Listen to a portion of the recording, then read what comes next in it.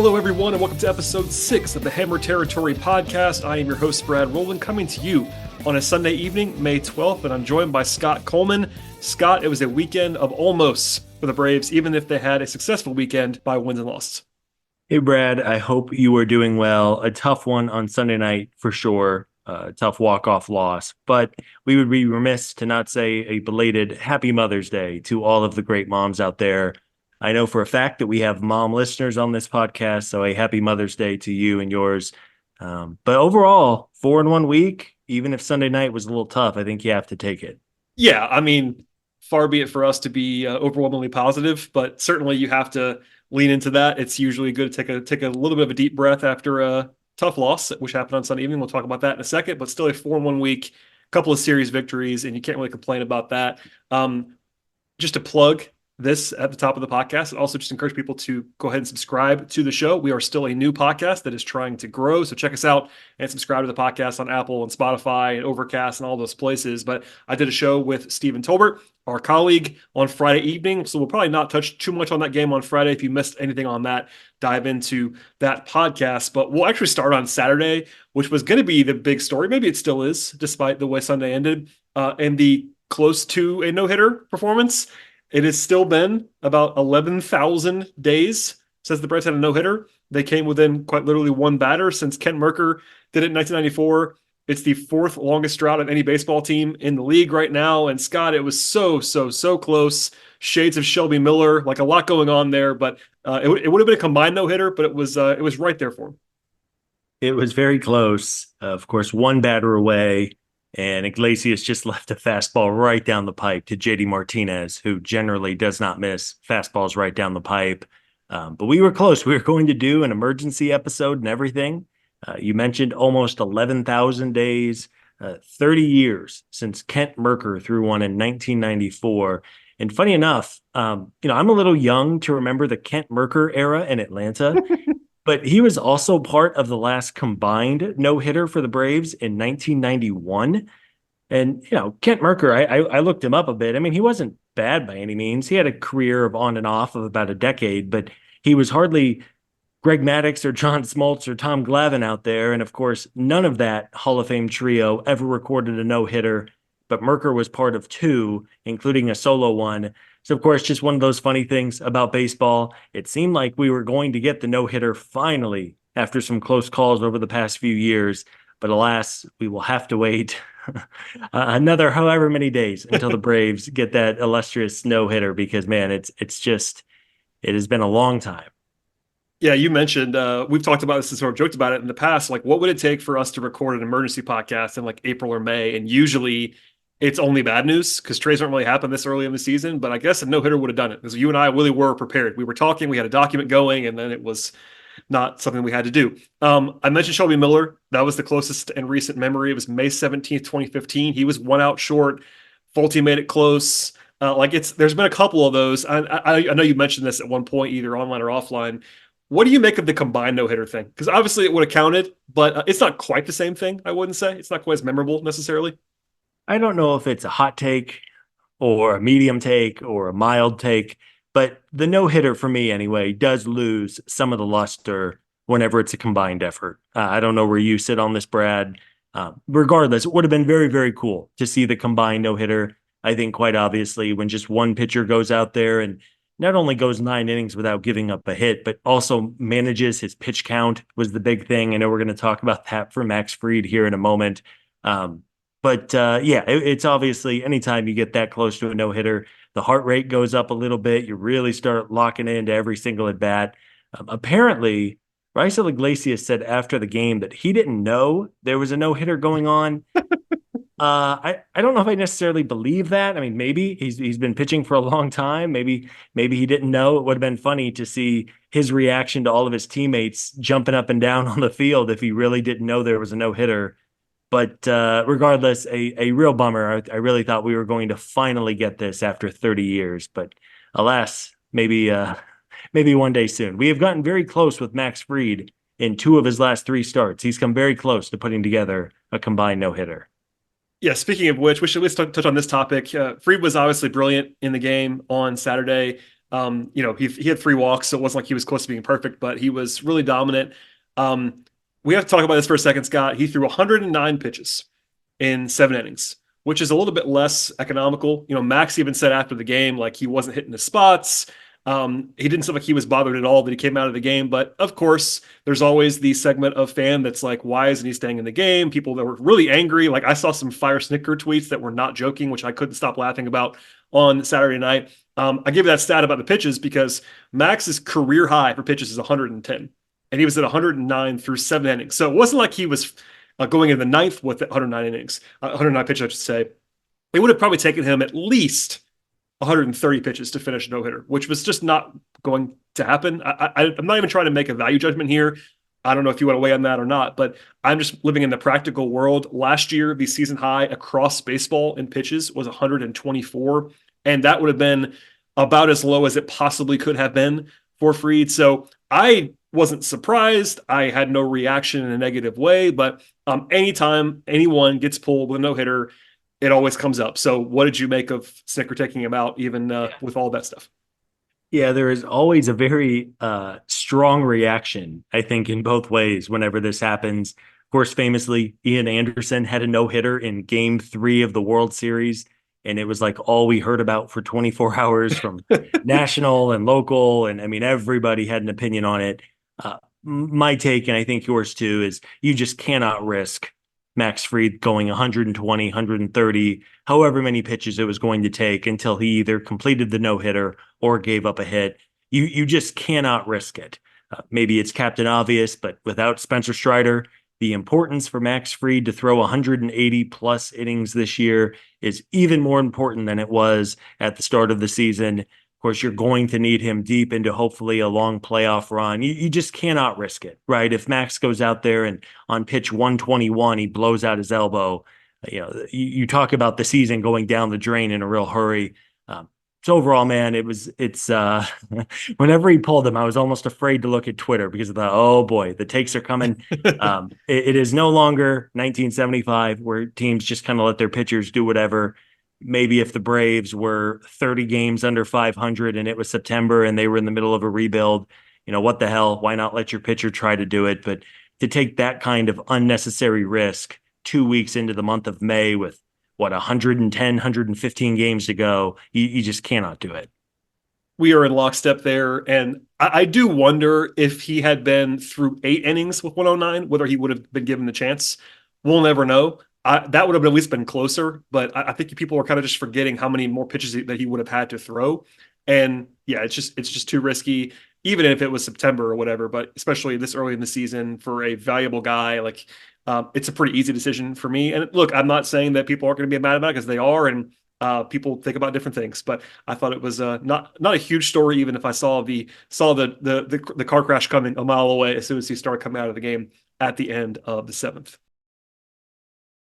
Elsewhere in that game on Friday, we should at least acknowledge Michael Harris saved the no hitter with one out in the seventh on a absolute rocket shot. It would have been a home run in like a third of the ballparks in baseball, and he made a great play in center field.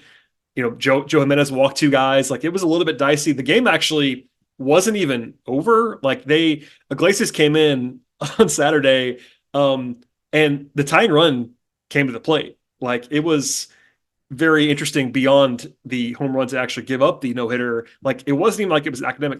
Anytime the tying run comes to the plate in the ninth inning, it would have been crazy if they had lost the game. I'll be honest. Like that would have been a really tonight was brutal. That would have been even worse. Well, and Friday's game was very similar too, Yeah. with a very deep fly ball that just early on it, but it was almost a game tying home run. And really that's kind of been a theme, especially without Pierce Johnson in the mix. The back end of the bullpen has been a little shaky over the last week. We will, of course, talk about AJ Minter on Sunday night.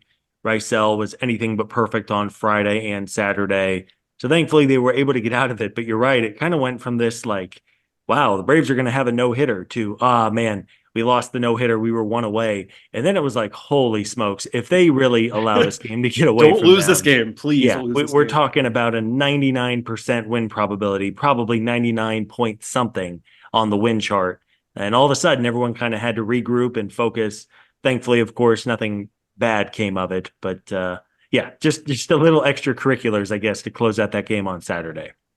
One more note from that game. In fact, Steven and I got into this on Friday night, and Steven, I believe, was right about this, but we got a little bit of pushback, as you might expect. Steven talked about Michael Harris's struggles at the plate coming into Saturday, and he had been one of his last 32, and of course, he had all kinds of approach issues. I referenced that he had the worst chase rate in all of baseball.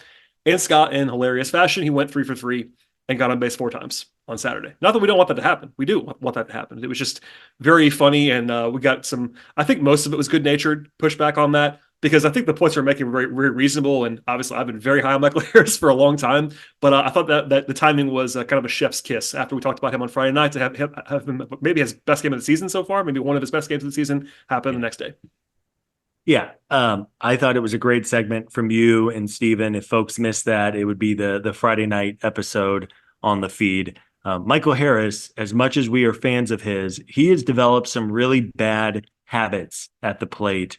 And we're talking about a fairly small sample this season, but even in his first year and 2/3, he has been a free swinger at times. He has not walked at a high level. And this season, it's just been gasoline on the fire, where he had a stretch there. He was 0 for 31 or 0 for 32, swinging at everything.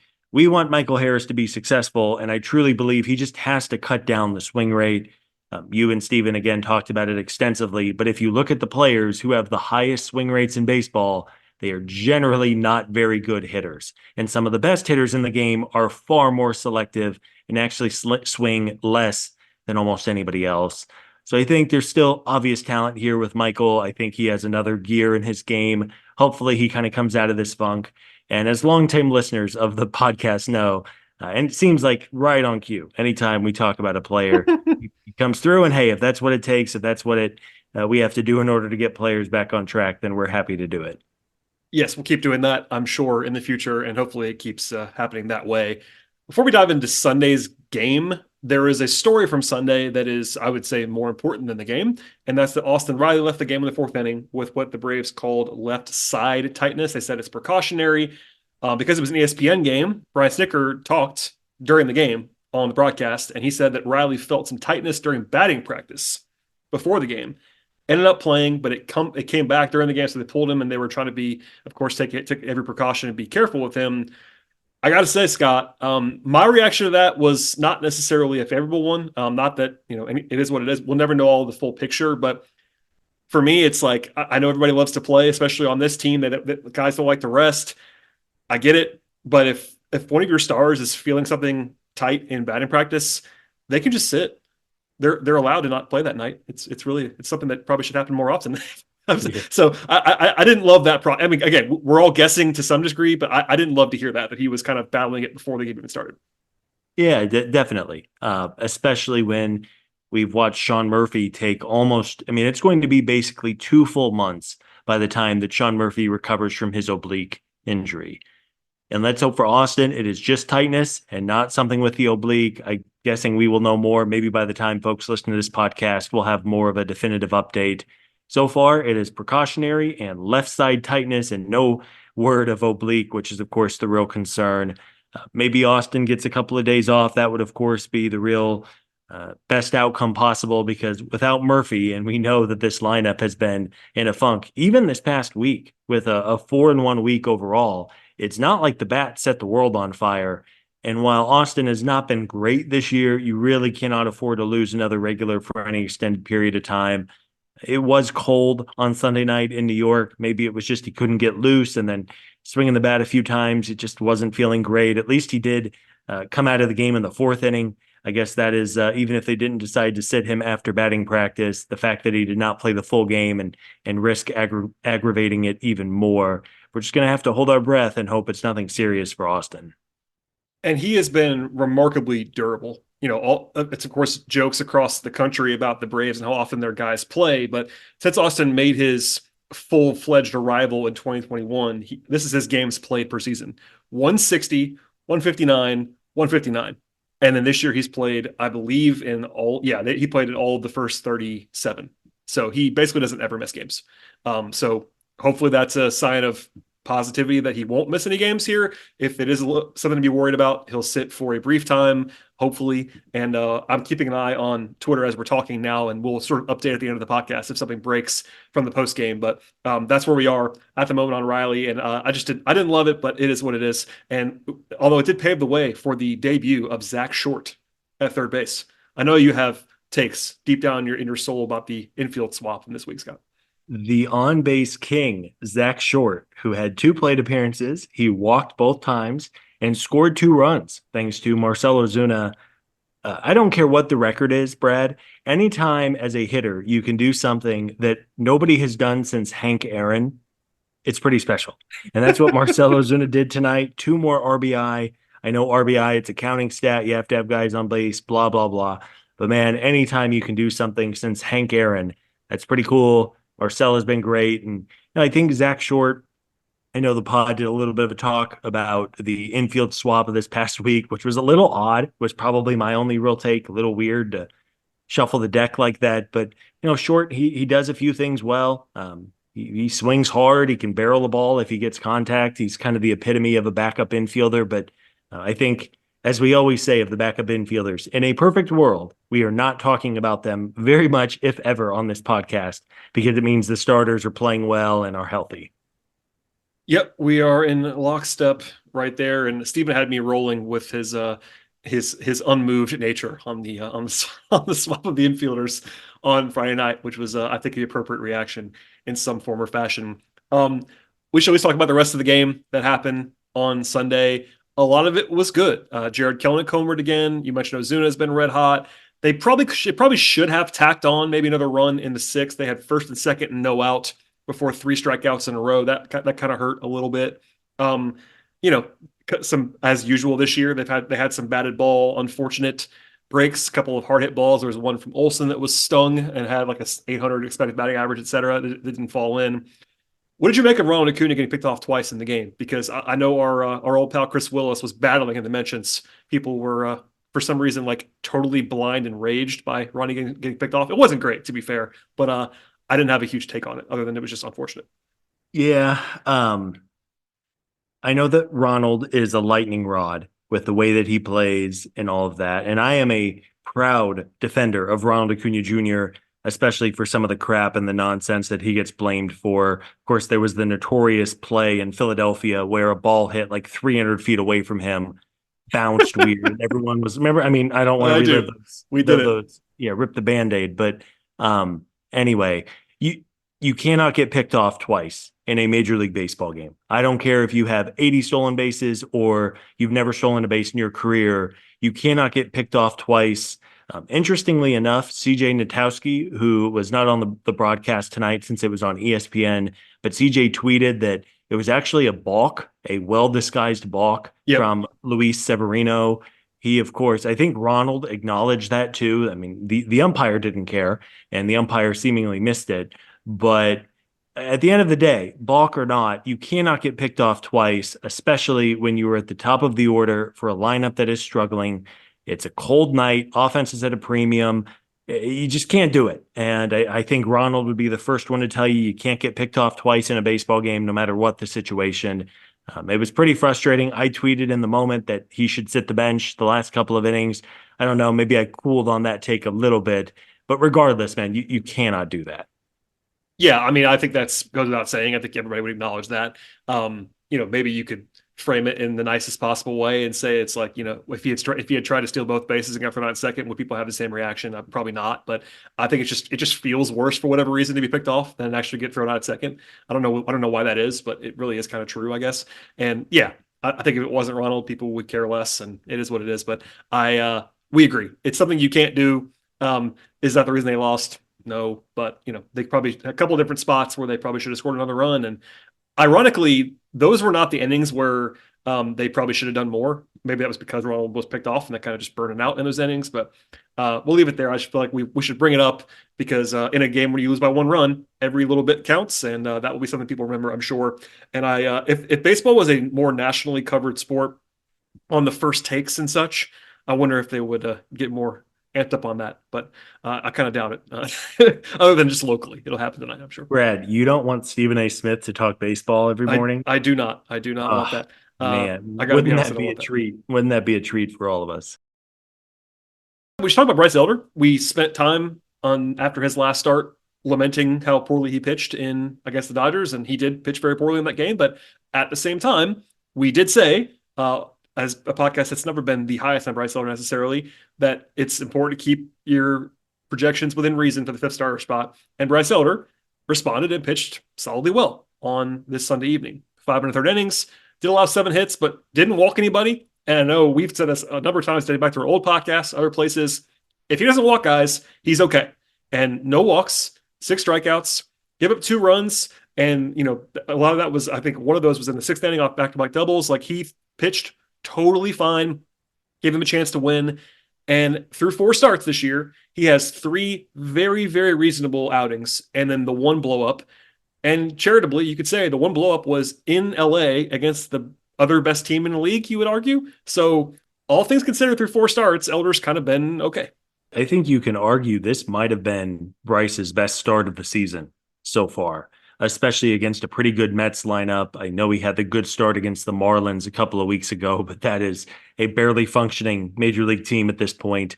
But Bryce, he had command. You mentioned no walks. I really feel like that is just the thing with him. If he doesn't have command, and this is not exclusive to Bryce Elder, but when you have the kind of stuff that Bryce has, if you don't have that command, it's going to be really tough for him to get through innings. And tonight he did a great job. He kept the sinker down in the zone. He had good command of the breaking pitches. Really, he gave up back-to-back doubles in the sixth inning to allow a run. But besides that, it was a lot of soft contact, a lot of ground balls that just kind of found its way through the infield. So I was impressed with Bryce. Clearly, he still has some limitations, and I think what we said a week ago still holds true. I think he's going to be mostly fine against the not as good lineups, and against the good lineups, he's probably going to struggle. But if that's what the Braves have as their number 5 starter, at least for a decent chunk of the season moving forward, I think you have to take it and hope that Bryce is able to build off what he did tonight. It's like the least sexy take of all time, but it was funny. I just made a very generic tweet about how Bryce did his job. And that's a very simple thing to say, but it's true. Like he gave him a chance to win. And people were like, well, Bryce Hiller's terrible. I'm like, well, guys, I mean, I could tell you, it was probably the same people that were yelling at me a year ago for saying he wasn't very good. It's probably the same thing. But yeah, I don't think that he's a great pitcher, but he objectively has done his job in 3 out of 4 starts this year. And the other one, he blew up and they lost the game as a result. But I think he's a pretty acceptable fifth starter, even if that is, and it really comes back to what we said a lot of different times about like what the baseline is, certain positions. It's been a hobby horse of ours for years about like the catcher spot across baseball is another example here. Deep bullpen guys, like you just don't have a roster of 26 stars. That's just the nature of the beast here, and he's been fine. And, it's a bummer that the ninth inning did not go the Braves' way. Yeah. Because this was very much settling to be a steal of a win for the Braves to sweep the series. You have your number 5 in Bryce Elder against Luis Severino, the Mets' number 1 so far this year, who's been quite good. You apparently didn't have half of your bullpen available. You got 5 big outs from Jesse Chavez and Dylan Lee. And then, of course, you did not have Raisel Iglesias in the ninth inning available. I guess we could have a conversation over whether or not Joe Jimenez could have gotten the ball in the ninth inning, but he had to throw 25 pretty high-stress pitches yesterday. Maybe they were trying to stay away from him. 30, I believe. I believe it was 30 pitches yesterday. 30. Yeah, that sounds right. I know that's a lot. That's a lot. It's a lot of pitches. And by the way, if you look the way that Snit deployed the bullpen, I have a feeling Joe was unavailable. I think that you don't go to Chavez and Lee in a 1-run game if Jimenez is available. That's my guess. Yes. This was playing with house money. This was being up $100 at the blackjack table, and you're playing with your winnings, and you're seeing if you can get it to 150. Right? Yep. It's a bummer. I know that, man. AJ Minter, as good of a reliever as he has been his entire career, something happens in the ninth inning. I don't know if it's mental. I don't know if it's bad luck. I'm not sure what it is. But the fact is that AJ has just not been very good in the ninth inning when given a chance, not just this season and recently, but last season as well. He struggled a bit when given the opportunity. So a real bummer that he gave up the home run to Brandon Nimmo, because this was shaping up to be a really nice stolen victory for the Braves. And, I guess that's going to happen every now and then. Yeah, I that's appropriate. I think that, anytime you blow a lead, people are going to be really mad at the pitcher who blows the lead. It doesn't mean that AJ's bad. He's quite good, actually. He's been quite good for a long time. There was a drag bunt, which, like, what are you supposed to do with that? Jeff McNeil, who I think every Braves fan does not particularly enjoy the work of Jeff McNeil, nor Brendan Nimmo, so that's kind of makes it even worse. But even, the first base runner is literally a bunt, and yeah, the home run is the home run. Maybe that ties the game instead of giving up a lead or whatever it is. It wasn't great, obviously, but I don't. My opinion does not change on AJ Minter. It's just the reality of the situation. To back you up, by the way, his ERA and some of the peripherals in the ninth inning for his career. This is a huge sample size at this point. Is just it's worse than the other innings, and I don't know what that means. It's coming into the night was like his ERA is like in the mid fours in the ninth for his career. It's in the low. It's in the mid twos to mid threes in every other inning. So I don't know what that means, man. But it doesn't really matter right now because most of the time he won't be pitching in the ninth inning as long as Iglesias is healthy and cooking like he usually does. But that's just what happened tonight, and Yeah. it went from basically I had to change the headline of the podcast, Scott. That's all that was. Yeah. And I think right now we are feeling the squeeze of no Pierce Johnson and so many close 50-50 games that the Braves have played lately. It's real benefit when you can give your bullpen basically a night off and just either coast to a win, or if it's a loss, lose in blowout fashion to give everybody a breather. Seems like every night, other than basically one game against the Dodgers for the past couple of weeks, every game has seemingly been fairly close where you can't just coast. I think we're feeling that effects right now, and hopefully the Braves get back to scoring because you're not going to get a perfect performance from the pitching staff every single night. A couple of injury things. You mentioned Pierce Johnson. There was a positive update on him over the weekend. He might be back as soon as Friday, according to Snicker today. He threw on Sunday and it went well. So that would be a very nice help, especially after what it could have been. Anytime you have an elbow issue, the fears are real, but all positive indications so far on that. And as I'm looking right now to update our previous discussion on Austin Riley, he apparently didn't tell the Braves that he felt something during batting practice. So that would explain why he played, Scott, because because no one knew that he felt something in BP today. So that would be why that'd be why, I guess. And by the way, according to Mark Bowman, our guy, he also didn't come out immediately after he felt it during the game. He stayed in for another inning. I guess he felt it in the third, according to what I'm seeing from Bowman on Twitter. So let me just amend my previous statement. There's nothing Stick can do if no one tells him that he's hurt. Yeah. We'll see. Nothing else beyond, like, it doesn't believe to be serious, according to what Justin Toscano of the AJC has just said, but they'll check on it tomorrow and TBD on whether he'll have an MRI or not. So not out of the woods at all, but some relatively upbeat comments from Austin post game. But I wanted to at least circle back on that before we get out of here because I didn't want to miss that considering what I said earlier. Yes, let us all hope that Austin is going to be okay. We cannot have another star player go down with injury. The Braves have had their more than enough of a fair share of injuries early going. So we'll just have to hope maybe Austin takes a couple of days off just to be safe. I kind of hope they do that just to be absolutely sure that it's not going to be anything else. But and that's great news about Pierce Johnson potentially coming back on Friday.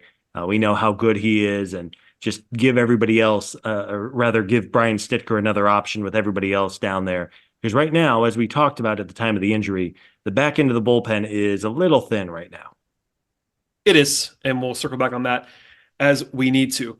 All right, Scott. Well, it was a positive week despite the Sunday night loss. There is a joke to be made that I'm sure our listeners will make about you and I and Sunday nights and how things often go when we talk on Sundays and how they were better on Sundays when we weren't doing the podcast. Our apologies. I think it's random, but maybe it's not. Maybe it's our fault in the end.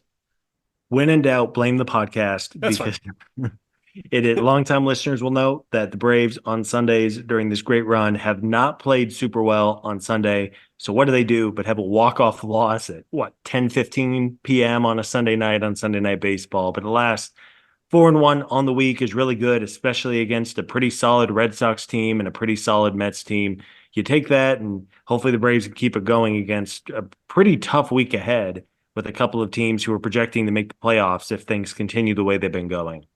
Yeah, so before we sign off here, a couple of home series this week. They play the Cubs for 3 beginning on Monday. No Dansby Swanson. Old pal is on the IL, so he will not be playing against the Braves this week. But the Braves do see Shota Imanaga on Monday, and he has arguably been the best pitcher in baseball so far. It's a small sample size, 7 starts, but he has a 1.08 ERA with 43 strikeouts and 5 walks in his debut season. That's all pretty good, I would say. So a nice little challenge on Monday. Yeah, and a great pitching matchup with Ronaldo Lopez, who has been almost as good in terms of ERA. I believe Ronaldo's ERA is 1.5 on the season. So a great couple of pitching matchups this week. The Cubs are good. They're 24 and 17. They have built upon what was a nice season for them a year ago. You mentioned no Dansby Swanson, which is a bummer. Won't get to see him play. But with Lopez and then Chris Sale and Charlie Morton going, Braves have a chance to hopefully win the series again. I think if, as things stand, the Cubs, for me anyway, are pretty clearly the favorites in the NL Central. I guess the Brewers could have something to say about that, but Chicago's a good team. They hit well, they pitch pretty well, and yeah, I mean a 1.08 ERA in 7 starts with 43 strikeouts and 5 walks is pretty crazy. It is. So a nice little showdown, there on Monday, then Sale, then Morton for the Braves on Tuesday and Wednesday. They have Thursday off. And then as we'll get to later on, we're still doing 3 or 4 shows per week on this podcast feed, but they have a very strange 4-game series against the Padres over the weekend. That's all normal in itself, except for it's a Friday to Monday series. The finale of the series is Monday afternoon. So I'm not sure why they did that, but they did. The Padres are okay. They're a 500-ish team right now. They are hot recently. They've won 8 of the last 11. But aside from the scheduling, not too much to add right now. We'll see who ends up pitching. I assume Elder will earn another pitch, another outing, I should say. There was some question about whether he would start this week, and he pitched pretty well tonight. So I expect him to be back in the mix, and they'll kind of be on schedule. But that's a series to kind of just circle and look ahead to. The Padres are talented, and we'll see how that one goes. Yeah, no days off for the Braves with this early season schedule. Cubs are a capable team. The Padres are very talented. They've, like you said, 8 out of 11 wins. They're playing better. Just acquired Luis Ariz from the Marlins in that bizarre early season trade, in case folks missed that one, the reigning batting champ in the National League. Padres are talented. Cubs are talented. The Braves really just have not gotten a softer bit of schedule. I guess they had the Marlins twice, which is about as favorable as it gets, and then the White Sox for 2 games when it was like 30 degrees outside.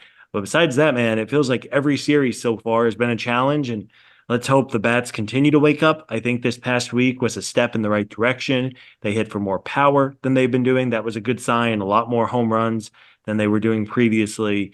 But overall, this lineup still just is not hitting the way we're expecting them to, and hopefully the pitching staff can keep it going. And, 7 tough games on the horizon. It'd be nice, especially getting back to Truist, to get back to winning after a pretty rough game on Sunday night.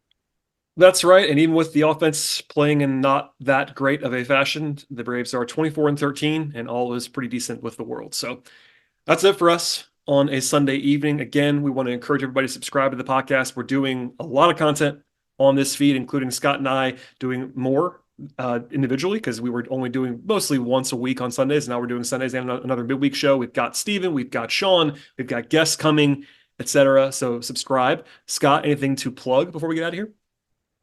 Nothing here, Brad. Take care of yourself. I know it's a busy weekend for you with baseball coverage and the Atlanta Hawks for the hometown fans, the #1 pick in the lottery. The Atlanta Hawks, the team I cover, probably even more than the Braves. Scott's a lifelong fan of the Atlanta Hawks, and he's really deeply invested in what happens with the Hawks. No, I'm kidding. But yeah, that caused some consternation today. So thanks for being flexible, Scott. And I could have used a non-7 o'clock start tonight, but alas, here we are. Won't somebody think of the podcasters, No, real they will not. grinders out there? They will not. But hope you're doing well, Brad. Again, happy belated Mother's Day to all the moms out there. And we'll be back soon here on this podcast. Thank you for listening, everyone. We really do appreciate it. Again, one more plea from us. Go ahead and subscribe, rate, and review. And please, please, please tell a friend or family member, tell your mom about the show on this Mother's Day if you want to spread the good word about our podcast. And with all that said, we'll see everybody next time.